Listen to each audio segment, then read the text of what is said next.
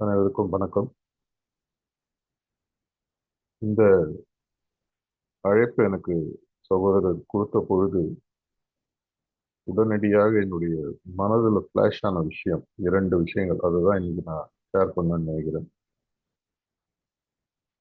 கார்கி மகாராஜ் மறைவுக்கு அப்புறமாக தாஜி கொடுத்த முதல் சிட்டிங் மணப்பாக்கத்தில் 22 டிசம்பர் 2014.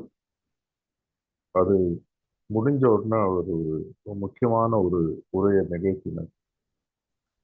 அந்த உரை தான் நம்மளுடைய 4வது குருநாதருடைய வாழ்க்கையில் இந்த மிஷன்ல அவர் எதிர்காலத்துல எப்படி இதை எடுத்துட்டு போகணுன்றதுக்கான ரொம்ப முக்கியமான ஒரு விஷயத்த அந்த டாக்ல சொன்னார். இது யூடியூப்ல இருக்கு, இது பப்ளிகேஷனா வந்திருக்கு, நீங்க அப்போ போய் ஒரு தடவை பாருங்க, ஃபுல் டீட்டெயில் இது. அதுல அவர் பேசிட்டு வரும்பொழுது திருடர்களுக்கும் தவறு செய்பவர்களுக்கும் இருக்கும் ஒரு ஒற்றுமை கூட நல்லது செய்யறவங்கள்ட்ட இல்லை. அதே மாதிரி ஒவ்வொரு மதத்தை பத்தி பேசிட்டு வரும்பொழுது Christianity is known for compassion and mercy. Islam is known for brotherhood அப்படின்னு சொல்லிட்டு கடைசியாக ஒரு விஷயம் ஒன்று சொன்னார். சஹஜ மார்க்கம் எதிர்காலத்தில் பேசப்பட வேண்டிய ஒரு விஷயம் அப்படின்னு சொல்லிட்டு it should be known for unity, ஒற்றுமை அப்படின்ற ஒரு வார்த்தையை சொல்லிட்டு அந்த டாக்கை முடிக்கும் போது சில விஷயங்கள் ஆல்மோஸ்ட் அது ஃபர்ஸ்ட் டைம் கேட்கும்போது கூட இருந்து நான் கேட்கும்போது எனக்கே அது கொஞ்சம் டைஜஸ்ட் ஆகிறதுக்கு டைம் ஆச்சு.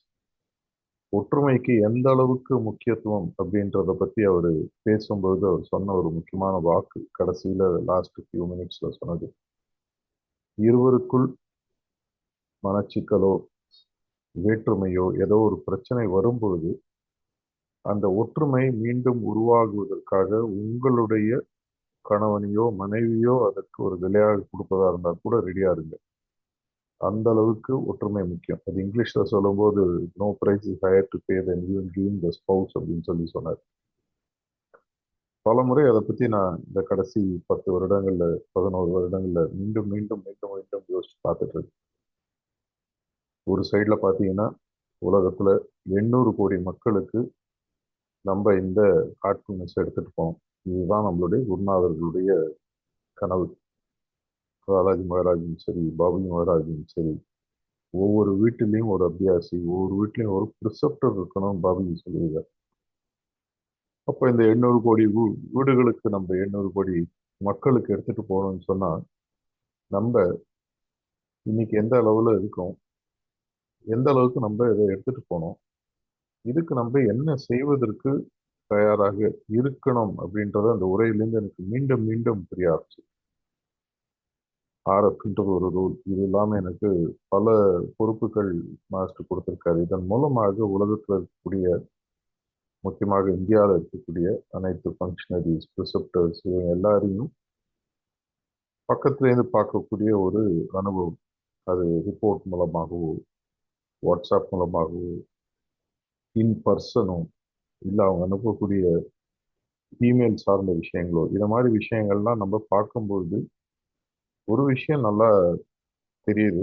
அவர் எதற்காக அந்த டாக் அன்னைக்கு கொடுத்தாரு, அவர் என்ன எதிர்பார்க்கிறாரு, என்ன மிஸ்ஸிங் அப்படின்னு பார்க்கும்பொழுது பாபுஜி மகாராஜ் சொன்ன ஒரு கூற்று, ஒரு அடிக்கடி தாஜி சொல்லக்கூடிய விஷயம், you are great, absolutely no doubt in that, but think that the other person is greater.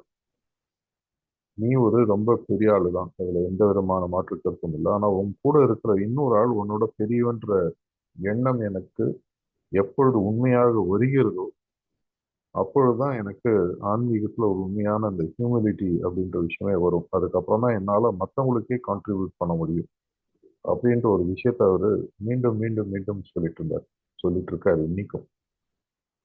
இன்னைக்கு நீங்க பாத்தீங்கன்னா இது TN03க்கு மட்டும் அல்ல, தமிழ்நாடுக்கு மட்டும் அல்ல, இந்தியாவுக்கு மட்டும் அல்ல, உலகளாவி அனைவருக்கும் அவருடைய பணியை செய்வதில் எந்த விதமான தயக்கமும் இல்லை. எல்லாருமே கிட்டத்தட்ட பார்த்தீங்கன்னா நம்மளுடைய மிஷன்ல நான் பல முறை ஹாஸ்யமாக சொல்லக்கூடிய ஒரு விஷயம், நம்ம எல்லாருமே ஒரு சோலார் சிஸ்டம் மாதிரி தான் பல இடங்கள்ல வேலை செய்யறோம். சோலார் சிஸ்டம்ல பார்த்தீங்கன்னா சூரியன் இருக்கும், 9 கிரகங்கள் இருக்கும். எல்லா கிரகங்களும் நேரடியாக சோலார் சிஸ்டம்ல இருக்கக்கூடிய சென்ட்ரல் இருக்கக்கூடிய சூரியனுடைய கனெக்டிவிட்டியில தான் அது அந்த ஆர்பிட்லேயே சுத்திட்டு வரும். அதுக்கும் இன்னொரு பிளானட்டுக்கும் எந்த விதமான சம்மந்தமும் இல்லை. ஆனா தூரக்கேந்து பார்த்தீங்கன்னா அந்த 9 பிளானட்டும் சிங்க்ரனஸா சூரியனோட சுத்துற மாதிரி ஒரு ஒரு பெர்செப்ஷன் உருவாகும். கிட்டத்தட்ட மிஷன்ல பல இடங்கள்ல பார்த்தீங்கன்னா தனியாக இருக்கக்கூடிய அனைத்து கிரகங்கள் கிரகங்கள் நான் இங்க சொல்றது வந்து நம்மளுடைய ஃபங்க்ஷனரிஸ், ரிசப்டர்ஸ், வாலண்டியர்ஸ் எல்லாருமே, இவங்க அனைவருமே நீங்க பார்த்தீங்கன்னா எல்லாருமே மாஸ்டரோட ஒரு டைரக்ட் ஸ்பிரிச்சுவல் கனெக்ஷன் அத்தனை பேருக்கு இருக்கு. நம்மளுடைய பல பணிகளுக்கு நடுவே, பல வாழ்க்கை பிரச்சனைகளுக்கு நடுவே, வாழ்க்கை சவால்களுக்கு நடுவே நம்ம அவருடைய பணி எடுத்து அதற்காக நேரம் ஒதுக்கி பல விஷயங்களை நம்ம செய்றோம். இதுல எந்த விதமான மாற்று கருத்தும் இல்லை. இது எப்பொழுதுமே எனக்கு ஒரு ஒரு வியப்பை கொடுக்கக்கூடிய ஒரு விஷயம். எப்படி அனைத்து விஷயங்கள்லையும் மாஸ்டருக்கு வரும்போது நம்மளால ஒதுக்கி வச்சு பண்ண முடியுது. ஆனா இதெல்லாம் நடக்கும் பொழுது அந்த ஒரு சூரியன் இல்லாத 9 கிரகங்களின் நிலை என்ன அப்படின்னு யோசிச்சு பார்த்தீங்கன்னா கொஞ்சம் சங்கடமான விஷயம். கிட்டத்தட்ட நம்மளுடைய மிஷன்லையும் பார்த்தீங்கன்னா அந்த மாதிரி ஒரு நிலை பல்வேறு இடங்கள்ல ஒவ்வொரு இடத்துல ஒரு மாதிரி இருக்கு. அவர் அந்த யூனிட்டி ஒற்றுமைன்னு சொன்ன வார்த்தை எனக்கு முக்கியமாக எப்படி புரியுதுன்னா, இன்னைக்கு ஆக்டிவா உலகத்துல பார்த்தீங்கன்னா ஒரு 4ல இருந்து 5 லட்சம் பேர் ஆக்டிவா பார்ட்டிசிபேட் பண்றாங்க, ப்ராக்டிஸ் பண்றாங்க நம்மளுடைய மிஷன். இன்ட்ரடக்ஷன் சிட்டிங் எடுத்தவங்க கோடிக்கணக்கான பேர் இருக்காங்க. இந்த 4-5 லட்சம்ன்றது மொத்த 800 கோடியில பார்த்தீங்கன்னா லிட்டரலா ஒண்ணுமே இல்லை. கடல்ல கரைச்ச பெருங்காயம்னு சொல்லலாம். இந்த 4 லட்சம் 5 லட்சம் இருக்கக்கூடிய அபியாசிகளை உலகளாவி அவர்களுடைய ஆன்மீக தேவைகளை பூர்த்தி செய்வதற்காக பார்த்தீங்கன்னா ஒரு 17-18 ஆயிரம் ரிசப்டர்ஸ் இருக்காங்க. உலகளாவி மொத்தமா பார்த்தீங்கன்னா ஒரு 1500 2500 ஃபங்க்ஷனரிஸ் இருப்பாங்க. ஏதோ ஒரு பதவியில, ஏதோ ஒரு பொறுப்புல. மொத்தமாக பார்த்தீங்கன்னா இந்த 2000-2500 பேர் இதுல ஒரு பிரமிட் ஸ்ட்ரக்சர்னு போட்டு வந்தீங்கன்னா உண்மையாகவே ரொம்ப ரொம்ப ரொம்ப எந்த காரணத்தை கொண்டும் எந்த விதமான யோசிப்பும் இல்லாம மாஸ்டருக்காக தன்னுடைய நேரத்தையும் வாழ்க்கையும் சம்பாத்தியத்தையும் ஏன் முடிஞ்சா தங்களுடைய லைஃப்பை கூட கூட்டிட்டு அந்த நெக்குன்னு சொல்லுவாங்க கிலட்டின். அந்த மாதிரி இதுவும் ஒரு 100-200 பேர் சொல்லலாம், ப்ளஸ் ஆர் மைனஸ். ஆனா இந்த 100-200 பேரும் ஒன்றாக வேலை செஞ்சாங்கன்னா எப்படி இருக்கும், இப்போ எப்படி வேலை செய்யறாங்க அப்படின்ற விஷயத்த பார்த்தீங்கன்னா அவர் எதற்காக அந்த டாக் அப்போ கொடுத்தாருன்றது எனக்கு மெதுவாக புரிய ஆரம்பிச்சு. ரீசெண்டாக கூட ஒரு டாப் லெவலில் ஒரு இன்டர்பர்சனல் இஷ்யூ வரும்போது அவர் மீண்டும் மீண்டும் சொன்னார், எப்ப நீங்க எல்லாரும் புரிஞ்சு போறீங்க, நீங்க எல்லாரும் ஒற்றுமையாக இல்லாத காலகட்டத்தில் எப்படி நீங்க இந்த ஹார்ட்ஃபுல்னஸ் போய் உலகத்துல ஹார்ட்ஃபுல்னஸ் என்றாலே இதயம் நிறைந்த ஒரு நிலையில் மற்றவர்களுக்கு அவர்களுடைய இதயத்தின் தன்மையை புரிய வைக்கக்கூடிய பாதையை கொடுக்கக்கூடிய ஒரு வேலை நம்ம இருக்கும்.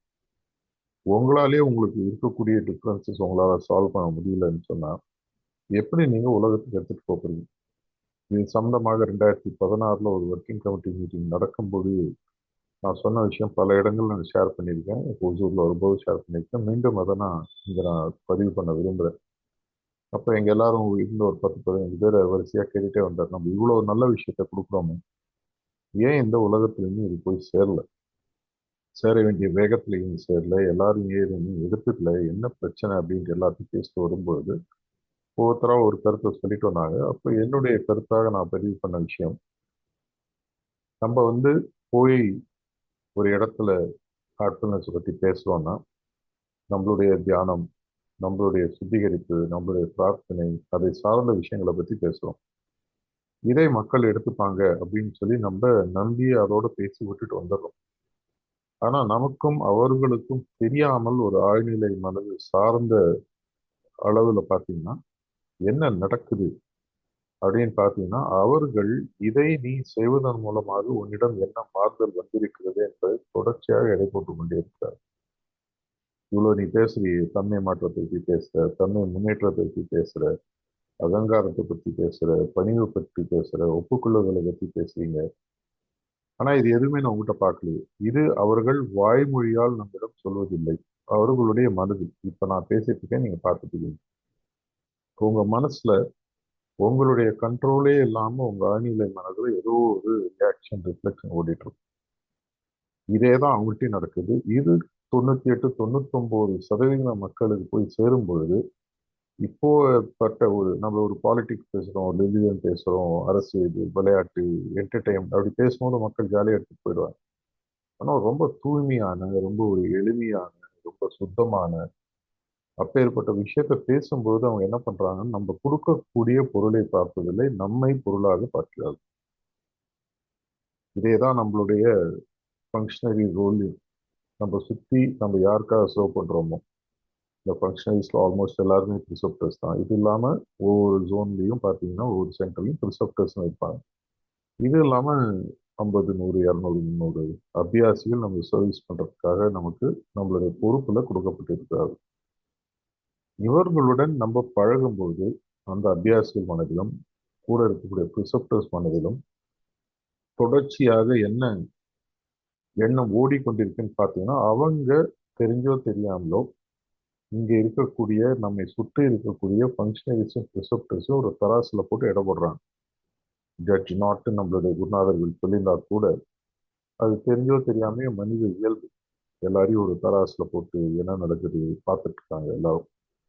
அதன் மூலமாக அவர்கள் தங்களுடைய பயிற்சியில இன்னும் டீப்பா போனோமா வேணாமான்ற ஒரு முடிவு எடுத்தாங்க. எனக்கு சர்வீஸ் கொடுக்கறதுக்காக இருக்கக்கூடிய இந்த ப்ரிசெப்டர்ஸும் வாலண்டியர்ஸும் ஃபங்க்ஷனரிஸுமே இப்படி இருக்காங்களே, நான் இதுக்கு இதை கண்டினியூ பண்ணேன். இதெல்லாம் நான் எதுக்காக சொல்றேன்னா, நான் சொல்றது எதுவுமே தியரிட்டிக்கலா உங்களுக்கு தெரியாத விஷயம் இல்லை. இது எல்லாமே நீங்க ஏற்கனவே புத்தகத்தை படிச்சது, மாஸ்டர்கள்லாம் சொல்லி கேட்டது. இது உங்களுக்கு ஆழ்மனதில் நான் என்ன சொல்ல வரேன்றது நல்லாவே தெரியும்.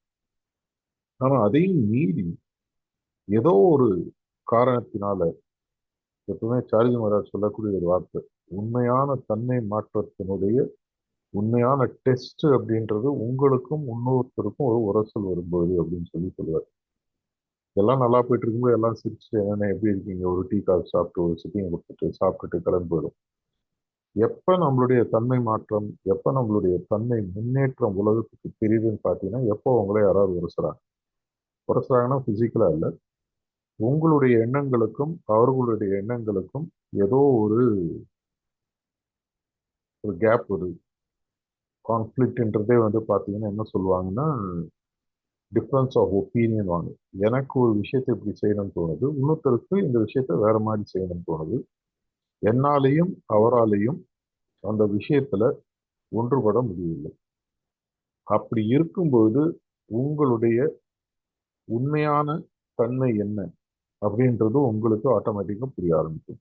பார்க்குறவங்களுக்கு புரிய ஆரம்பிக்கும். எவ்வளோ வருஷம் நீங்க ப்ராக்டிஸ் பண்ணீங்கன்றது முக்கியம் இல்லை. ஒரு முறை ஒரு சீனியர் ப்ரிசெப்டர் சார்ஜி மகாராஜ் பத்தி கேட்டார். நார்த் இந்தியாவில் அவரோட டிராவல் பண்ணும்பொழுது அவர் என்ன கேட்டார்னா, உங்களை சுற்றி இருக்கிறவங்க எல்லாருமே இவ்வளவு ரொம்ப சுமாரான ஆட்களாக இருக்காங்க. அவர்களுடைய பழகும் விதம், அவர்கள் பேசும் விதம், வெளியில இந்த மிஷன்ல வரைக்கும் அபியாசி ஆகாதவர்களே இதோட பெட்டரா இருக்காங்க. இதை பத்தி நீங்க என்ன நினைக்கிறீங்க அப்படின்னு சொல்லி கேட்டபோது சாரிங்க அவர் அது ரொம்ப அற்புதமாக ஒரு பதில ஒண்ணு சொன்னார். ஒரு ஆஸ்பத்திரிக்கு வரவன் உடல்நிலை சரியில்லைன்னு சொல்லி தான் வரான் அவன். ஹாஸ்பிட்டலுக்கு வராம உடல்நிலை நல்லா இருக்கும் இங்கே அனுப்புறான். அவனோட ஆட்டிடியூடும் பிஹேவியரும் அவனுடைய கேரக்டரும் நல்லா இருந்ததுன்னா ஸ்பிரிச்சுவாலிட்டின்றது ஆல்மோஸ்ட் தேவையே இல்லை இல்லையா அப்படின்னு சொல்லி சார்ஜி மகாராஜ் சொன்ன ஒரு விஷயத்த சொன்னார். சார்ஜி மகாராஜ் லாலாஜி மகாராஜ் சொன்ன ஒரு விஷயத்த சொன்னார். லாலாஜி மகாராஜ் அந்த காலத்துல என்ன சொல்லியிருக்காருன்னா, ஒரு தராசுல ஒரு பக்கம் ஸ்பிரிச்சுவாலிட்டி இன்னொரு பக்கம் கேரக்டர் ஃபார்மேஷன் வச்சா கேரக்டர் ஃபார்மேஷனுக்கு தான் நான் முக்கியத்துவம் கொடுப்பேன், ஆன்மீகத்துக்கு நான் அந்த அளவுக்கு முக்கியத்துவம் கொடுக்க மாட்டேன் அப்படின்னு சொல்லி அவர் சொல்லியிருக்காரு. இதை நம்ம படிச்சிருக்கோம். இது எதற்காக மீண்டும் மீண்டும் வருகிறது அப்படின்னு சொல்லி பார்த்தீங்கன்னா, சார்ஜ் மகாராஜ் அடிக்கடி ஒரு கதை ஒன்று சொல்லுவார். 100 சிங்கங்கள் இருக்கு, அந்த 100 சிங்கங்களுக்கு ஒரு ஆடு ஒன்று தலைமை தாங்கிட்டு இருக்கு. அந்த சிங்கங்களுடைய தன்மை எப்படி இருக்கும்? அதே மாதிரி 100 ஆடுகளுக்கு அந்த 100 ஆடுகளுக்கு ஒரு சிங்கம் வந்து தலைமை தாங்கும். இந்த ரெண்டுத்துல எது பெட்டர் கூட்டம் அப்படின்னு சொல்லி பார்த்தீங்கன்னா, அந்த 100 ஆடுகளுக்கு எங்க சிங்கம் தலைமை தாங்குதோ அந்த சிங்கத்தினுடைய தன்மை அந்த ஆட்டுக்கு தானா போக ஆரம்பிச்சிடும் அப்படின்னு சொல்லி அடிக்கடி சொல்லுவார். அதை போன்று நம்மளுடைய தன்மை மாற்றம், நம்மளுடைய தன்மை முன்னேற்றம் எந்த அளவுக்கு இருக்கணும்னு சொன்னா, தாஜி அடிக்கடி சொல்றதுதான் see the larger picture அப்படின்னு சொல்லி சொல்லுவார். உனக்கும் இன்னொருத்தருக்கும் ஒரு பிரச்சனையா, அந்த நேரத்துல ஒரு பிரச்சனையை சால்வ் பண்ணி, அது மிஷன் இஷ்யூவா இருக்கலாம், ஒரு சிட்டிங் விஷயமா இருக்கலாம், இல்ல வேற ஏதாவது ஒரு ஆஷ்டம் மெயின்டெனன்ஸ் இஷ்யூவா இருக்கலாம், இல்ல ஒரு ரீச் அவுட் விஷயமாக இருக்கலாம். அதுல உங்களுக்கு அவருக்கும் ஒரு கருத்து வேறுபாடு வரும்போது அவருடைய கருத்து ஒருவேளை சரியாக இருக்குமோ. பல நேரங்களில் நான் இது எப்படி சால்வ் பண்றேன்றதை நான் சொல்றேன். இது நான் மேனேஜ்மெண்ட்ல பல வருடங்களாக இதையே என்னுடைய முழு தொழிலாக நான் செய்வதனால எனக்கு இது ரொம்ப ஈஸியாக இருக்கு. இப்போ ஒரே சுச்சுவேஷன் ரெண்டு ஐடியா வருது. சரி, உங்க ஐடியா உங்களை செஞ்சு பார்ப்போம். அந்த ஐடியா நல்லா வந்துடுச்சுன்னா அதே தொடரும். ஒருவேளை அந்த ஆள், அந்த இன்னொரு சகோதரரோ சகோதரியோ சொன்ன விஷயம் நிஜமாகவே நல்லா இருந்ததுன்னா, ஒருவேளை நான் தப்பா யோசிச்சிருந்தேன்னா அது பெட்டரா இருக்கும். அப்படி இல்லையா, ஒரு 15 20 நாள் 30 நாள் அதை செஞ்சு பார்ப்போம். அப்படி இல்லைன்னா அதுக்கப்புறம் நான் சொன்ன ஐடியாவை செஞ்சு பார்ப்போம். அப்படி செய்யும்போது ஒருவேளை நான் சொன்ன ஐடியா பெட்டரா இருந்தா நம்ம ரெண்டு பேருமே டேட்டாவோட பேசலாம். எப்பவுமே நம்ம எல்லாருக்குமே தெரியும், எமோஷன் வர்சஸ் லாஜிக்னு சொல்லி சொல்லுவாங்க. லாஜிக்ல பாத்தீங்கன்னா அன்னசரியாக இருவருக்குள் மனக்கசப்பு, மன வேறுபாடு வருவதற்கான வாய்ப்புகள் ரொம்ப ரொம்ப ரொம்ப குறைவு. எமோஷனலா பேசும்போது என்ன ஆகும்னா டேட்டா இருக்காது. டேட்டா வேணும்னு சொன்னா இருவர் ஒரு ஒப்பீனியனை சொல்லும்போது ஒன்று ஏற்கனவே இதை நடைமுறை செய்த இடங்களில் எப்படி நடந்திருக்குன்ற டேட்டாவை எடுத்து அதை வச்சு அனலைஸ் பண்ணி பார்க்கலாம். அப்படி இல்லைன்னா அதை ட்ரையல் பண்ணி பார்க்கலாம். அப்படி ட்ரையல் பண்ணி பார்க்கும்போது நமக்கு தெரிஞ்சிடும். ஆனா எப்படி இருந்தாலும் எனக்கும் இன்னொருவருக்கும் இருக்கக்கூடிய உறவு முறையானது என்னுடைய பணியின் வெளிப்பாடை விட முக்கியமானது எனக்கு புரிய ஆரம்பிச்சிருச்சுன்னு சொன்னார். அந்த உண்மையான ஒற்றுமை தன்மை அப்படின்னு நம்மளுடைய குருநாதர் நமக்கு சொன்ன விஷயம் நமக்கு ரொம்ப சுலபமாக புரிய ஆரம்பிச்சது. பல இடங்கள்ல அவரு சொல்லியிருக்காரு. ஒரு மாதிரி அது நல்லா ஞாபகம். சாரி மகாராஜோட நான் 95ல நார்த் இந்தியாவில் டிராவல் பண்ணிட்டு இருந்தேன். என் கூட இன்னும் 2 வாலண்டியர்ஸ் இருந்தாங்க. சார்ஜி மகாராஜுக்கு 2 3 நாட்களாக உடல்நிலை சரியில்லை. பேரலா ஒண்ணு நடந்துட்டு இருந்தது. சார்ஜி மகாராஜுக்கு கண் எதிராக நடந்த விஷயம் இல்லை. அதனால பிசிக்கலாக அவருக்கு அது காதலியோ கண்ணிலேயோ படலை. அந்த 2 வாலண்டியர்ஸும் சார்ஜி மகாராஜுக்கு ரொம்ப க்ளோஸா பணிவிடை செய்து கொண்டிருந்தவர்கள். வெளியில கிட்டத்தட்ட கை கலப்பிலே வந்து 2 3 தடவை அவங்க அடிக்காத குறை. எதுக்காக அடிச்சிருந்தாங்கன்னு கேட்டீங்கன்னா ரொம்ப காமெடியான விஷயம். சார்ஜி மகாராஜ் எந்த சட்டை நீங்க போடணும், அவருக்கு எந்த டைம்ல டிஃபன் கொடுக்கணும், இந்த மாதிரி விஷயங்கள் அவங்களுக்குள்ள வந்த விஷயம் கிட்டத்தட்ட கை கலப்பு வரைக்கும் போயிடுச்சு. இது ஒரு சைடு நடந்துட்டு இருக்கு. இன்னொரு சைடுல 2 3 நாட்களாக உடல்நிலை சரியில்லாம ஒரு சென்டர்ல பர்மனண்டா அப்படியே அடுத்த ஊருக்கு போகாம அந்த இடத்துல தங்கிட்டார். அப்புறம் ஒரு முறை அவரை போய் நான் கேட்டேன் உள்ள போய், என்ன ஆச்சு உங்களுக்கு 2 3 நாளா பார்த்தா இது நார்மல் உடல்நிலை மாதிரி இல்லையே, வேற ஏதோ மாதிரி இருக்கே. அப்படியே ஒரு வருத்தத்தோட சொன்ன ஒரு விஷயம், என்னப்பா பண்ண சொல்றேன், என் கூட இருக்கவங்களாம் அடிச்சுட்டு இருந்தாங்கன்னா என்னால எப்படி சந்தோஷமா இருக்க முடியும், அது என்னோட உடல்நிலையை பாதிக்குது அப்படின்னாரு. நான் உடனடியாக எனக்கு என்ன நடந்தது புரிஞ்சுது. ஏன்னா அந்த வெளியில அந்த நடந்த விஷயத்தை நான் கண் கூட பார்த்தேன். அவங்க 2 பேர்த்தையும் போய் பேசி தயவு செஞ்சு வாங்க, 2 பேரும் நீங்க வந்து சால்வ் பண்ணிட்டு 2 பேரையும் ஒருத்தருக்கு ஒருத்தர் சாரி சொல்ல சொல்லி கட்டி பிடிச்சி சகோதரர்கள் நேரடியாக சாரி மகாராஜ் வந்து சாரி மாஸ்டர் நாங்கள் வெளியில தெரியாம சண்டை போட்டோம். அவர் சொல்லி முடிச்ச 15 நிமிஷத்துல உடம்பு சரியாயிடுச்சு, வெளியில நடந்து வந்தாரு, சாதாரண இருந்தா அடுத்து ஒரு கிளம்பி போய் அவர் அன்னைக்கு சொன்ன அந்த வார்த்தைகள் இன்னைக்கு எனக்கு மனசுல நிற்குது. என் கூட என்னுடைய பணியை செய்பவர்களுக்குள் கருத்து ஒற்றுமை இல்லாமல் கருத்து வேற்றுமை இருந்து அவர்களுக்குள் மனஸ்தாபம் உருவாகும் பொழுது ஒரு குருநாதரால் சந்தோஷமாக இருக்க முடியாது. நம்ம குருநாதரை பல நேரங்கள்ல ரொம்ப குறைவாக எடை போடுகிறோம். அவருக்கு நம்ம பேசுறது காதல வேணுன்ற அவசியமே இல்லை. இமெயில் போடணுன்ற அவசியம் இல்லை, போன்ல சொல்லணுன்ற அவசியம் இல்லை, காணால போய் நேர பார்த்து சொல்லணுன்ற அவசியம் இல்லை. உங்களுடைய அதிர்வலைகள் அவருக்கு நேரடியாக உடனடியாக போய் சேரும். ஒரு முறை நான் சார்ஜ் மகாராஜ் கேட்டேன், பல நேரங்கள்ல பல பேர் உங்களுக்கு பிரார்த்தனை அனுப்புறாங்களே, அது நடக்குதே, அது உங்களுக்கு தெரியுமா? அதுக்கு ரொம்ப ஒரு என்ன சொல் பணிவன்புடன் ஒரு பதில சொன்னார். எனக்கு யார் என்ன பிரார்த்தனை பண்றாங்கன்ற தெரியணுன்ற அவசியம் இல்லை. ஆனா அந்த அதிர்வலைகள் என்னை நோக்கி வரும்போது அந்த அதிர்வலைக்கு தேவையான பதில் அதிர்வலை அவங்களுக்கு போய் சேரும். ஒரு பிரார்த்தனை எப்படி நிறைவேறுதுன்றதை இதை விட அருமையாக எக்ஸ்பிளைன் பண்ண முடியாது. நீங்க உங்க வாழ்க்கையில பார்த்துப்பீங்க, ஏதோ ஒன்று நினைச்சு நீங்க பிரார்த்தனை பண்ணீங்க, யாரோ ஒருத்தர் வந்து உங்களுக்கு ஹெல்ப் பண்ணுவாங்க. அது எப்படி நடக்குதுன்னு கேட்டீங்கன்னா சயின்டிஃபிக்கா எக்ஸ்பிளைன் பண்ண முடியாது. அதை போன்று உங்களுடைய அதிர்வலைகள், இப்போ நீங்க ஒரு 50 ஃபங்க்ஷனரி இருக்கீங்கன்னா 50 ஃபங்க்ஷனரிలో 2, 3, 4 பேருக்கு நடுவுல உங்களுக்கு இருக்கக்கூடிய சின்ன சின்ன கருத்து வேறுபாடுகள், கருத்து வேறுபாடுகள்ல கூட தப்பு இல்லை. ஒரு வேலையை இப்படி செய்யலாம் அப்படி செய்யலாம்னு பேசி மெச்சூர்டா முடிவு எடுக்கக்கூடிய விஷயத்துல எனக்கு எந்த விதமான பிரச்சனையும் இல்லை.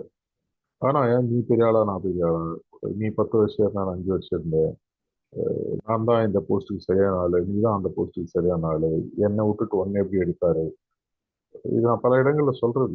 தெரிஞ்சோ தெரியாமையோ மாஸ்டர் யாரு சூஸ் பண்ணியிருக்கலாம், அது அவருக்கு தான் தெரியும். மாஸ்டர் ஜட்ஜ் பண்ற அளவுக்கு நம்ம யாரும் பெரிய ஆள் இல்லை.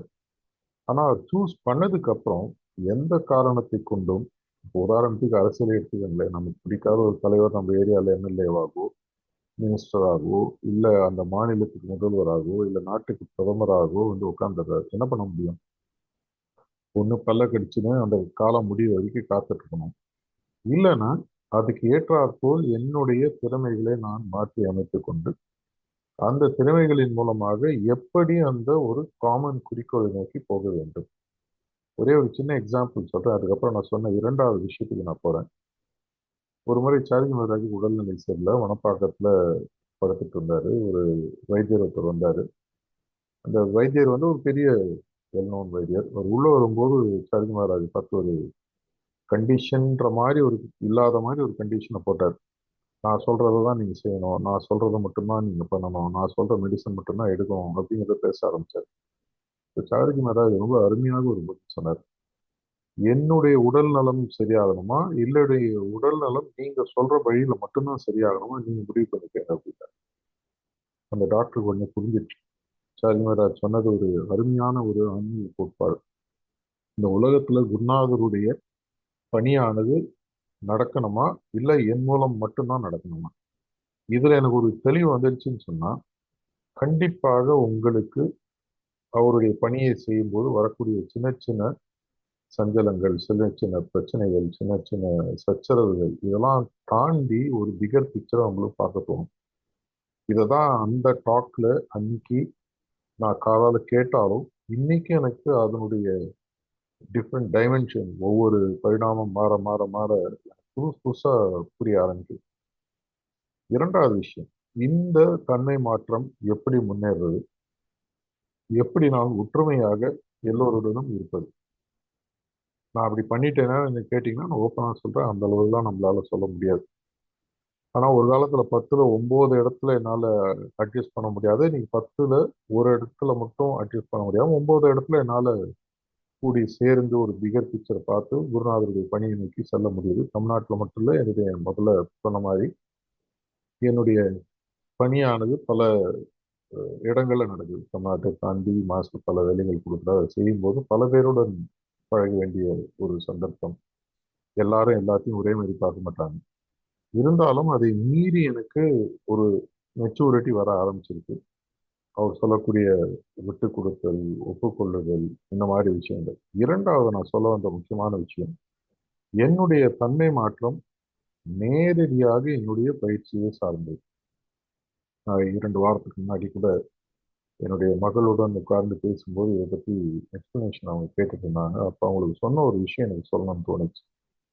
அவங்க கேட்டாங்க, மாஸ்டர் தான் எல்லாருக்கும் கொடுக்குறாரு, உங்களை 7வது பாயிண்ட்லயோ 10வது பாயிண்ட்லயோ கொண்டு போய் வச்சுறாரு, இதை விட என்ன வேணும், அது போராதா அப்படின்னு கேட்டபோது அவங்களுக்கு நான் ஒரு சின்ன ஒரு ஓமானம் மாதிரி ஒன்று சொல்லி புரிய வச்சேன். ஒரு இரட்டை மாட்டு வண்டி, அந்த இரட்டை மாட்டு வண்டியில ஒரு மாடு, 2 மாடுகள் இருக்கு. ஒரு மாடு வந்து ஃபுல் ஸ்பீட்ல ஓடுது, ஒரு மாடு ஓடாம, அப்ப என்ன ஆகும் அப்படின்னு நான் கேட்டேன். என்ன ஒண்ணு, அந்த வண்டி கவுந்துரும், இல்ல இந்த 2வது மாடு ஓட முடியாம நின்றுடும் அப்படின்னு சொல்லி சொன்னாங்க. இதேதான் நம்மளுடைய ஆன்மீக வாழ்க்கையிலும் நடக்குது. மாஸ்டர் நம்மளுக்கு மேல இருக்கக்கூடிய அதீத அன்பினாலையும் அவருக்கு இருக்கக்கூடிய பரந்த மனசுனாலையும் ஆன்மீக சொத்துக்களை அள்ளி அள்ளி வழங்குறார். உதாரணத்துக்கு உங்களை 9வது புள்ளியில போட்டிருக்காரு, இல்ல 10வது புள்ளியில போட்டிருக்காருன்னு வச்சுக்கோங்க. நான் சொல்லிட்டு இருந்த மாதிரி என்னுடைய தன்மை மாற்றம் இதை பத்தி என்னுடைய பொண்ணோட நான் பேசிட்டு போது சொன்ன ஒரு கதையை பத்தி நான் சொன்னேன்.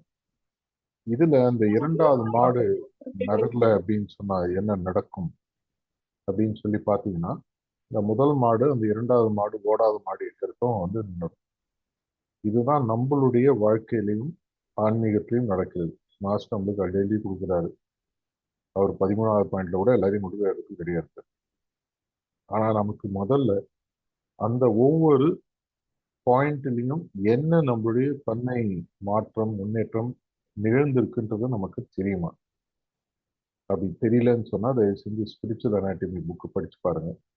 பாப்ஜியோட ஒர்க்ஸ்லயும் இது இருக்கு. ஒவ்வொரு பாயிண்ட் ஒன்ல ஆரம்பிச்சு ஹார்ட் ரீஜனை தாண்டி மைண்ட் ரீஜனுக்கு போய் 13 பாயிண்ட் வர வரைக்கும் ஒவ்வொரு புள்ளியிலும் நீங்க உதாரணத்துக்கு இப்போ 9வது புள்ளி எடுக்கிறீங்கன்னா 100 பாயிண்ட் சொல்லி சொல்றாரு. அங்க பாத்தீங்கன்னா உங்களுக்கு முழுமையாக இருக்கிறது நம்மளுடைய பணிவன்பு. அதே மாதிரி 10வது பாயிண்ட் போனா உங்களுக்கு we are entering the godly region சொல்லி சொல்றாரு. பிரபு அப்படின்ற ரீஜன். அந்த ரீஜனுக்கான குவாலிட்டிஸ் என்ன, அங்க நம்மளுடைய எப்படி ஐடென்டிட்டி மெதுவாக சீஸ் ஆக ஆரம்பிக்குது, இதெல்லாம் உங்களுக்கு கண்டிப்பாக தெரியணும். பல இடங்கள்ல சொல்லியிருக்கிற ஒரு முக்கியமான விஷயம், உங்களுடைய கரண்ட் தன்மைகள் என்னன்றது உங்களுக்கு நல்லா தெரியும். உலகத்துக்கு நீங்க என்னவாக நீங்க நாடகம் போடுறீங்க, வேஷம் போடுறீங்க, மாஸ்க் அணிவீங்கன்றது உலகத்துக்கு பார்க்குற விஷயம். ஆனா உங்களுக்கு உள்ள இருக்கக்கூடிய ஒரு கான்சியன்ஸ் அப்படின்னு சொல்லி சொல்லுவாங்க, என்னுடைய மனசாட்சிக்கு எனக்கு இப்போ என்ன மாதிரி என்னுடைய தன்மை இருக்கு, அடிக்கடி கோவம் வருதா, எல்லாருமே பழி தீர்க்கணும் தோணுதா, இந்த தன்மைகள்லாம் உங்களுக்கு என்ன இருக்கோ அந்த தயாள குணம் தன்மை வந்துடுச்சா, கம்பேஷன் தன்மை வந்திருக்கா, இதெல்லாத்தையும் நீங்க மெதுவாக பார்க்கும்பொழுது என்ன ஆகும்னு சொன்னீங்கன்னா, கண்டிப்பாக நீங்க அந்த புள்ளிக்கு உங்களுக்கு என்ன தேவையோ அந்த, இப்போ உதாரணத்துக்கு எனக்கு சிட்டிங் கொடுக்கும்போதோ இல்லை என்னுடைய இண்டிவிஜுவல் ப்ராக்டிஸ்லோ என்னுடைய ஆன்மீக புள்ளி, என்னுடைய பொசிஷன் எங்க இருக்குன்னு உங்களுக்கு தெரியக்கூடிய பட்சத்துல அந்த புள்ளிக்கு தேவையான தன்மை மாற்றங்கள் என்னன்றதை புத்தகத்துல போய் பார்த்தா தெரியும். சாரி மகாராஜ் ஒரு முறை இதை பத்தி ரொம்ப அருமையாக ரொம்ப சிம்பிளாக எக்ஸ்பிளனேஷன் கொடுத்தாரு. இப்போ மாஸ்டர் உனக்கு ஒரு பர்டிகுலர் பொசிஷனோ இல்லை அப்ரோச்சோ கொடுத்துருக்காருன்னு உனக்கு தோணிச்சு இல்லை தெரியுதுன்னு சொன்னா, அந்த பொசிஷனுக்கும் அந்த அப்ரோச்சுக்கும் என்ன தன்மைகள் இருக்கோ அந்த தன்மைகள் இருக்கிற மாதிரி கொஞ்ச நாளைக்கு நடி அப்படின்னு சொல்லி சொன்னார். அப்படி நடிக்க ஆரம்பிச்சு என்ன ஆகும்னா, fake it till you make இட்னு இங்கிலீஷ்ல சொல்லுவாங்க. அப்ப மெதுவாக நமக்கு அந்த தன்மைகள் நம்மள்ட்ட இறங்க ஆரம்பிச்சு. சினிமாவில் நடிக்கிற சில பேர்லாம் எனக்கு பர்சனலா தெரியும். அவங்க எல்லாம் சொல்லுவாங்க, ஒரு ரோல்ல நடிக்கும் போது என்ன ஆகும்னு சொன்னா அந்த ரோலாகவே நாங்க மாறிடுவோம். லைஃப் லாங் வந்து ஒரு மாசம் 2 மாசத்துக்கு அந்த ரோலாகவே வாழ்க்கையிலையும் வாழ்ந்துருப்போம் அப்படின்னு சொல்லி சொல்லுவாங்க. Fake it till you make இட்ல இது ஒரு பெரிய அட்வான்டேஜ். இதை செய்ய ஆரம்பிக்கும் போது என்ன ஆகும்னா, எனக்கு பை டிஃபால்ட் நம்ம எல்லாருக்குமே தெரியும், ரிசப்டர்ஸுக்கு பை டிஃபால்ட் வேலைக்காக நம்மளுடைய அப்ரோச்சே 7வது பாயிண்ட்ல கொடுத்துருக்காரு. நம்மளுடைய பொசிஷன் அதோட கம்மியா இருக்கலாம், ஜாஸ்தியா இருக்கலாம். அது உங்களுக்கும் அவருக்கும் தான் நல்லா தெரியும். உமாசங்கர், நான் பேசுறது கேட்குதுங்களா உங்களுக்கு? இன்னும் 2 பேர் கேட்கலன்னு சொல்றாங்க. கிளியரா இருக்கலாம். கிளியரா கேக்குது சார். Okay okay, thank you. எப்படி இல்லைன்னா ரெக்கார்டிங் அப்புறம் நான் ஷேர் பண்றேன். ஸோ என்னுடைய உண்மையான ஆன்மீக முன்னேற்றம் என்னன்றது எனக்கு தெரியணும்னு சொன்னா, இந்த தன்மை மாற்றம், இந்த 2வது மாடு எங்க ஓடி இருக்குதோ அதுதான் என்னுடைய உண்மையான தன்மை மாற்றம். இது வராத வரைக்கும் நான் ஃபங்க்ஷனரியா இருக்கேனா, ப்ரிசப்டரா இருக்கேனா, வாலண்டியரா இருக்கேனா, பல நேரங்களில் பார்த்தீங்கன்னா இதெல்லாம் இல்லாம இருக்கக்கூடிய அபியாசிகளுடைய நிலையை பார்க்கும்போது எனக்கு சில நேரத்துல சந்தோஷமாக இருக்கும். எந்த விதமா அதுக்குன்னு ஒண்ணு அவங்க எல்லா வேலையும் விட்டுட்டு திரும்ப வெறும் அபியாசியா இருக்குன்னு நான் சொல்ல வரல. இதையும் செஞ்சு அதையும் செய்யறதுன்றது வந்து ஒரு கத்தி மேல நடக்கிற மாதிரி கஷ்டமான விஷயம், ஆனா ரொம்ப சுவாரஸ்யமான விஷயம். அதாவது சக்தியே இல்லாத ஒரு ஆள் நல்லவனா இருக்கிறது அப்படின்றது ரொம்ப சுலபமான விஷயம்.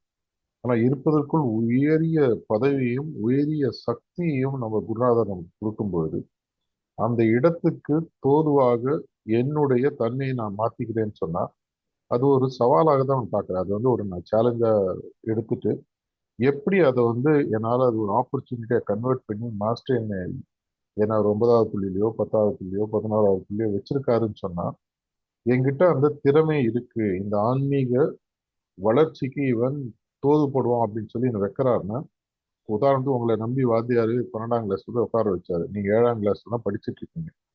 இல்லைங்க, நான் 7ஆம் கிளாஸே எனக்கு போதும் திரும்பி வந்துடுறீங்களா, இல்லை 12ஆம் கிளாஸ் என்னை நம்பி வாத்தியார் கொடுத்துருக்காரு அப்படின்னு சொல்லி அந்த 12ஆம் கிளாஸ்க்கு தேவையான பாட புத்தகங்களை படிச்சு அதுக்கு தேவையான அறிவாளத்துக்கு போகணும். இதுதான் முன்னாடி இருக்கக்கூடிய சுச்சுவேஷன்.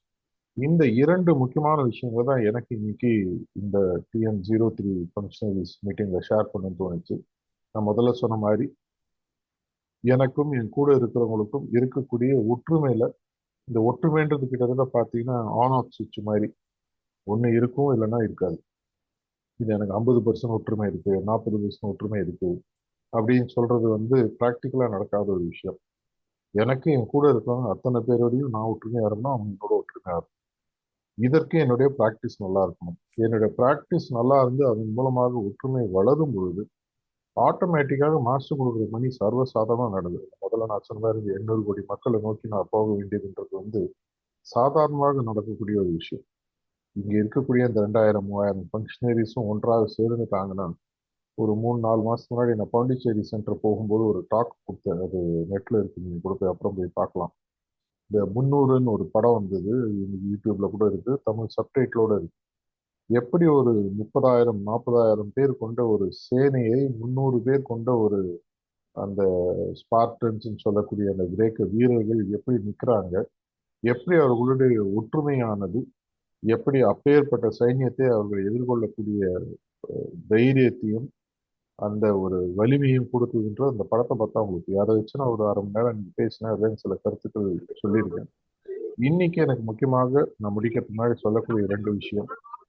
நாளைக்கு தமிழ்நாட்டில் இருக்கக்கூடிய அனைத்து ஃபங்க்ஷனரிஸோட எல்லாருக்கும் ஒரு மீட்டிங் நடக்கும்போது ஒரு TN03 வரக்கூடிய ஃபங்க்ஷனரிஸ் வந்து ஒற்றுமையை பத்தி நீங்க பிராக்டிக்கலாக பேசி உங்களுடைய ஒற்றுமை உலகம் தெரிகிற மாதிரி நீங்க கொண்டு வரக்கூடிய ஒரு நிலைமை திரும்ப வரணும்.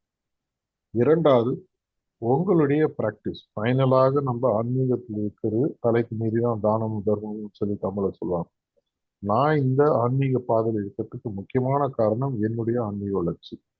அந்த ஆன்மீக வளர்ச்சின்றது வெறும் புள்ளி மாற்றம் மட்டுமல்ல, என்னுடைய தன்மை மாற்றம் சார்ந்தது. இதை நான் கவனிக்காம, இதை நான் தக்க வச்சுக்காம எப்பேற்பட்ட பதவி எனக்கு கொடுத்தாலும் எனக்கு அது ஒரு கஷ்டமான விஷயம். பல இடங்கள்ல நான் பிரைவேட்டா சில பேர் எனக்கு அட்வைஸ் கேட்டாங்கன்னு நான் சொல்லுவேன், உங்களுடைய பிராக்டிஸோ இல்லை உங்களுடைய தன்மை மாற்றமோ அடி வாங்குதுன்னு சொன்னா மாஸ்டருக்கு தயவு செஞ்சு நீங்களே போய் கேளுங்க, ஒரு பிரார்த்தனை வைங்க. இதை மாதிரி எனக்கு ஒரு பிரச்சனை வந்திருக்கு, என்னால என்னுடைய தன்மை மாற்றத்தையும் என்னுடைய தன்மை முன்னேற்றத்தையும் போக்கஸ்ல வச்சு என்னால் இந்த பணியை செய்ய முடியவில்லை. நான் இதை தொடர்ச்சியாக செய்யணுமா, இல்லை என்னுடைய ஆன்மீக முன்னேற்றத்தை பத்தி மட்டும் நான் போக்கஸ் வச்சுக்கணுமான்னு சொல்லி நீங்களே கேளுங்க. என்ன முடிவு எடுக்கணுன்றத நீங்களும் அவர் உங்களுக்கு கொடுக்கக்கூடிய அட்வைஸ், அந்த அட்வைஸ் இமெயில தான் வரணுன்றது இல்லை. நான் முதல்ல சொன்ன மாதிரி அது உள்ளேருந்து ஒரு காலாக வரலாம், இன்னொருத்தட்டேந்து வரக்கூடிய அனுபவமாக இருக்கலாம், ஒரு புத்தகத்தை படிக்கும்போது அதுக்கு நம்ம பதில் வரலாம்.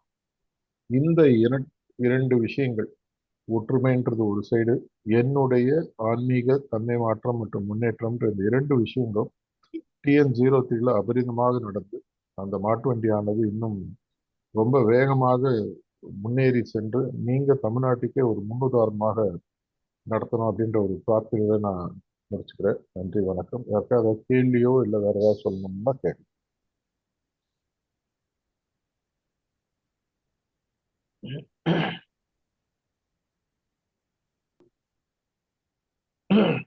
கேளுங்க. ஒவ்வொரு மையத்திலையும் எந்த அளவுக்கு ஹார்மனி அந்த ஒவ்வொரு செல்ஃப் க்ரோத் அப்படிங்கிறது எவ்வளோ இம்பார்ட்டன்ட் அப்படிங்கிறத ரொம்ப அழகாக எக்ஸ்பிளைன் பண்ணுவீங்க. ஸோ நம்மளுடைய ஒவ்வொரு மையமும் வளர்றதுக்கு முக்கியமான காரணம் வந்து அந்த மையத்தில் இருக்கக்கூடிய ஹார்மனி அப்படிங்கிற ஒரு விஷயம். அது ரொம்ப அழகாக எக்ஸ்பிளைன் பண்ணுவீங்க. கண்டிப்பாக நீங்கள் சொன்ன மாதிரி அதை ஃபாலோ பண்ணுறோம். என்னுடைய கேள்வி பார்த்தீங்கன்னா, நிறைய நேரங்களில் நம்ம மிஷினுடைய ஒர்க் ஆகட்டும், ஃபிட்டிங்ஸ் ஆகட்டும், பல வேலைகள் வந்து மிஷின் சம்மந்தமாக செய்யும்போது அது ஒரு கன்சிஸ்டன்சி இல்லாமல் ஒரு ஷார்ட் டைமில் இப்போ ஒரு 2 மாதம் ஆக்டிவாக இருக்கும், அதுக்கப்புறம் மறுபடியும் ஒரு தொழில் வந்து ஒரு ஒரு பெரிய பிரேக் கொடுக்குது. இது நிறைய எனக்கும் மற்ற நிறைய பேரை அதை பார்க்கும்போது அது தெரியுது. அது ஒரு கன்சிஸ்டன்சியாக அதை தொடர்ந்து பண்ணுறதுக்கான ஒரு விஷயமா எதை நம்ம வந்து சரியாக வச்சுக்கணும் அப்படின்றது சொல்லுங்க. இது நான் மேனேஜ்மெண்ட் ஆங்கிள்லேருந்து முதல்ல ஒரு பதிலை சொல்றேன். எப்பவுமே நம்ம சொல்றது இரண்டு விஷயங்கள் உமாசங்கர். ஒன்று வந்து ஸ்ரீனிவாஸ் உங்க ஹேண்ட் ரைஸ் ஆயிருக்கு. இந்த பதில் சொன்னதுக்கு அப்புறம் நீங்க கேட்கலாம். இன்டென்சிட்டி கன்சிஸ்டன்சின்னு சொல்லுவாங்க. இன்டென்சிட்டின்றது உதாரணத்துக்கு நீங்க ஜிம்முக்கு போறீங்க, போற அந்த ஒரு நாள் 50 கிலோ 100 கிலோ வெயிட்டை போட்டு ரெப்பிடிஷன் முடிச்சுட்டு அப்புறம் ஒரு மாசம் ஒன்றும் பண்ணாம பிரேக் விடுறது. அதன் மூலமாக என்ன நடக்குன்றது ஒரு ஜிம் ட்ரெயினர் கேட்டா கூட சொல்லுவார். அதே மாதிரி ஆஃபீஸ்க்கு ஒரே ஒரு நாள் போறது, இல்லை வீட்டில் இருக்கிறவங்களோட ஒரே ஒரு நாள் அவங்களோட டைம் ஸ்பெண்ட் பண்ணிட்டு இல்லாமல் இருக்கு. இல்லை என்னோட ப்ராக்டிஸை ஒரே ஒரு நாள், அந்த ஒரு நாள் ஆனால் எல்லாத்தையுமே பெஸ்டா பண்றது. இதை விட நீங்க பெட்டர் அப்படின்னு பார்த்தீங்கன்னா கன்சிஸ்டன்சி. தமிழ்ல ரொம்ப சிம்பிளா சொல்லணும், அகலமாக உழுவதை விட ஆழமாக உழுவது மேல் அப்படின்னு சொல்லுவாங்க. Repeat repeat repeat repeat repeat. என்னுடைய வாழ்க்கையில் நான் போன வருஷம் பசந்த் 2024 பசந்தும் பொழுது நான் ஸ்டேஜில் பேசும்போது நான் சொன்ன ஒரு விஷயம், யூடியூப்ல கூட இதை பற்றி அந்த ரெக்கார்டிங் இருக்கு. எனக்கு பர்சனலாக பார்த்தீங்கன்னா திறமைகள்னு வந்து ஒரு அதீத திறமைகள் தான் எனக்கு இருக்குதான் நான் நினைச்சதே கிடையாது. ஆனால் எனக்கும் மற்றவர்களுக்கும் எனக்கு என்ன நல்லா தெரிஞ்ச அத்தனை பேருக்குமே தெரியும். நான் ஒரு விஷயத்த நான் எடுத்துட்டேன்னா அது முடிக்கிற வரைக்கும் எந்த காரணம் வரும், ஆன்மீகமாக இருந்தாலும் சரி, என்னுடைய பொருளாதார பணியாக இருந்த வாழ்க்கையாக இருந்தாலும் சரி, மாஸ்டர் எனக்கு கொடுக்கக்கூடிய ஒர்க்காக இருந்தாலும் சரி, இல்லை நான் எடுக்கக்கூடிய எந்த விஷயங்களாக இருந்தாலும் சரி. இப்போ உதாரணத்துக்கு ஒன்றும் இல்லை, ஒரு 4 மாசத்துக்கு முன்னாடி ஒரு ரீல்ஸ்ன்ற கான்செப்ட் ஆரம்பிச்சோம். அது சஸ்டெயின் பண்ணுறது ரொம்ப கஷ்டம். ஒரு நிமிஷம் தான் இருக்கும், பார்க்கறதுக்கு ரொம்ப ஈஸியாக இருக்கும். இதன் மூலமாக என்ன வேல்யூ அடிஷன்லாம் தெரியாது, நிறைய பேருக்கு பிடிச்சிருக்கு. ஆனால் அதை செய்யும்பொழுது வரக்கூடிய பிரச்சனைகள் டெய்லி போடுற அளவுக்கு அவ்வளோ ஈஸியாக இல்லை. பல பிரச்சனைகள், பல சவால்கள். ஆனால் இன்னி வரைக்கும் பார்த்தீங்கன்னா சஸ்டெயின் பண்ணி கிட்டத்தட்ட 200 ரீல்ஸ் 200 நாட்கள் போட்டு முடிச்சிருச்சு. இதே மாதிரி எந்த விஷயத்த எடுத்தாலும் அந்த கன்சிஸ்டன்சின்றது இல்லை அப்படின்னு சொன்னா, இது வந்து நான் வந்து என்னுடைய ஒரு பர்சனல் எக்ஸலன்ஸ்ன்ற ஸ்டாண்டர்டை தான் நான் வச்சுக்க முடியும். என்னுடைய வேலையை பார்த்து எனக்கே நாளைக்கு எள்ளி நகையாடுற மாதிரி இருக்கக்கூடாது. என்ன இது, இதோட ஆரம்பிக்காம இருக்கலாங்க. ஆரம்பிச்சதுக்கு அப்புறமா இது வந்து குழந்தை பெற்றுக்கிற மாதிரி. குழந்தைய பெற்றுட்டோம்னு சொல்லிட்டு அன்னைக்கு மட்டும் கவனிச்சுட்டு அதுக்கப்புறம் லைஃப் லாங் விடுறதை விட அந்த குழந்தைய எடுத்து லைஃப் லாங் ஒழுங்கா வளர்க்குறது எந்த அளவுக்கு முக்கியம், அதே மாதிரி தான் ஒவ்வொரு பணியும். இது ஒவ்வொருத்தருடைய பர்சனல் டேஸ்ட் ஸ்டாண்டர்டை பொறுத்தது. இது ஒன்றும் ஒரு பெரிய கஷ்டமான விஷயம் இல்லை. நேர நிர்வாக திறமை சரியாக இருந்ததுன்னா ஒரு நாளைக்கு 20 25 30 நிமிஷம் ஒரு வேலைக்கு ஒதுக்குவதன் மூலமாக எந்த பணியும் வேணா சிறப்பாக செய்ய முடியும். இந்த நீங்க கேட்ட கேள்விக்கு இதன் மூலமா கொஞ்சம் பதில் கிடைச்சிருக்கும்னு நினைக்கிறேன். ஆஹ் இன்னொருத்தர் யாரோ ஹேண்ட் ரைஸ் பண்ணாங்க, இருக்காங்களா? Good evening brother. ஆ, வணக்கம், சொல்லுங்க. வணக்கம். Thanks a lot brother, once more ஒரு inspirational talk. Thank you. Umaji maximum cover பண்ணதுல எனக்கு ஒரே ஒரு கொஷின்ஸ் இருக்கு. ஸோ இங்க ஃபங்க்ஷனரி ஸ்கூல்ல இங்க இருக்கவங்களும் சரி எல்லாருமே நம்ம மாஸ்டருக்கு வந்து நம்ம வந்து நம்மளுடைய ஒர்க்கை பண்ணுங்கிற விஷயத்துல வந்து யாருக்குமே எந்த மாற்று கருத்துமே இருக்காது. 100% நம்ம அதில் இன்வால்வ் பண்ணி அவருக்கு வந்து பண்றோம். எங்க ஒரு ஒரு சின்ன ஒரு ஒரு கன்ஃபியூஷன் அப்படின்னு ஒரு கிரியேட் ஆகுது அப்படின்னு நான் யோசிக்கிறேன் அப்படின்னா, நம்ம இந்த கார்பரேட் கம்பெனிஸ்லயோ இல்லை நம்ம ஒர்க் பண்ற இடத்துலயோ ஒரு ஹைரார்கீஸ் அப்படின்ற ஒரு விஷயம் இருக்கும். அப்புறம் இந்த R&R, role and responsibilities. So எந்த ஒரு இடத்துல ஒரு ஒரு சின்ன ஒரு பெரிய ஒரு பிட்வீன் த பர்சன் ஒரு கான்ஃபிளிக்ட் வருது அப்படின்னா when we started handling the administration part.